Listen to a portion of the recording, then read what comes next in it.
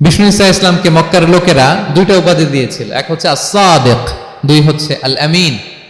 সাদিক মানে সত্যবাদী। কারা দিয়েছিল? ঘোর শত্রুরা, অপোজিশন পার্টি, তারা উপাধি দিয়েছে। একটা হচ্ছে সাদিক মানে কি, আরেকটা হচ্ছে আল আমিন, বিশ্বস্ত। এতটা বিশ্বস্ত যে বিষ্ণু ঈসা ইসলাম মক্কা থেকে মদিনায় যেদিন হিজরত করতে যাবেন, আমানতের জিনিসগুলো উনি আলী রাদিয়াল্লাহু তাআলা আনহুর কাছে রেখে গিয়েছিলেন।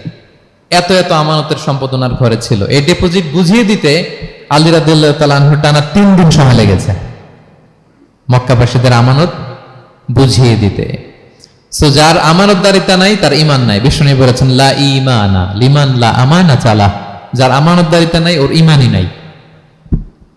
এবং আমানত ধ্বংস হয় এটা কিয়ামতের আলামত।